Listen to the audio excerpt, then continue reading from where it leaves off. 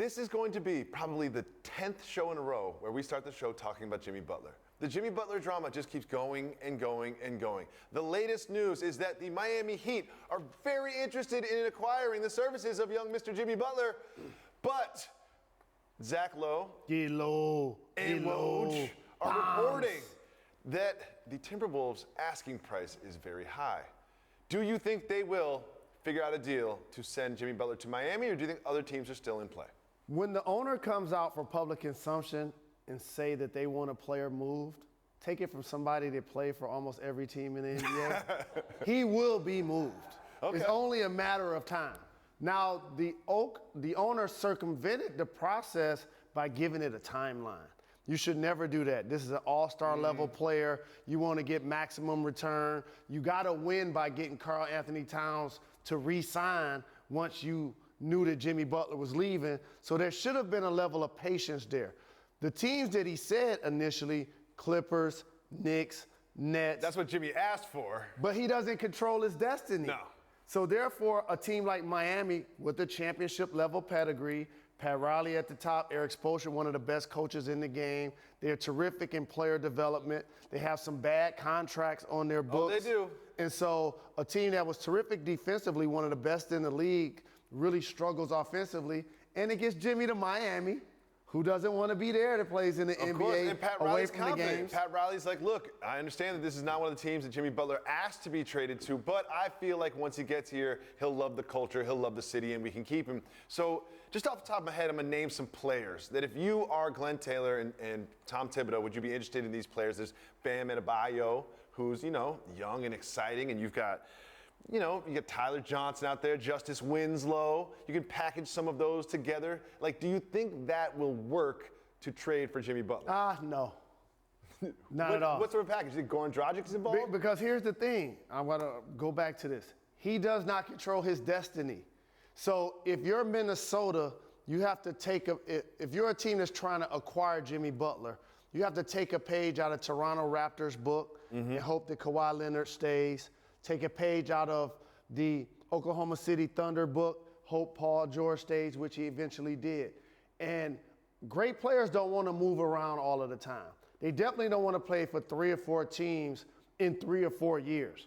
And so you bring him in and allow him to be the leader and think that's going to be the catalyst to allow him to stay. But it's one of those things, like I've been saying through this saga, like there's no obvious trade partner. Like there's no obvious package. If you look up and down the Heat's roster, and one of the things I loved about this report is like they're looking for established veterans, young players, and assets, which basically means draft picks. It's like, well, that's everything. But like you look at Olynyk, is Olynyk going to be involved? Like, do you get who? Josh Richardson is a player that I personally really love. Like any combination of these players, but you're going to end up getting sort of 3 quarters, but you're trading away $1. Oh, based on the way the season ended last year with Hassan Whiteside, they'd love to do that. Oh, no one wants Whiteside. But they have Karl Anthony Towns. Yeah. And so this is going to continue to play itself out. And I hope that it creates another dynamic duo in the game. Like if I'm Toronto, I'm trying to do whatever I can to make this deal happen. I would love to play the season with Kawhi Leonard and Jimmy Butler in the East where we were the #1 seed last year. It's so interesting you say Toronto because when I think about Toronto, it's like what you're doing, whoever brings on Jimmy Butler, you're basically auditioning for him to stay. And likewise, you have to make sure it's a match because he, at the end of the season, can just leave. That's the same position with Kawhi Leonard. So if you're Toronto and you have both of these players that could both just walk, it's just really interesting. You're basically just pushing all the chips in the middle of the table and saying they're going to love Toronto, they're going to love this team, we're going to win together, and they're both going to stay. You know, one of the things that's head-scratching for me is that 50% of the NBA teams have never won a championship. And most of them never go for it, truly, because it's usually safer for the GM to play the long game versus the short game. Of course. Not only with the coach, but with the roster. And I've said this multiple times. If I have an all-star player that's a perennial, definitely if I have an all-NBA player, take a list. It could be Giannis.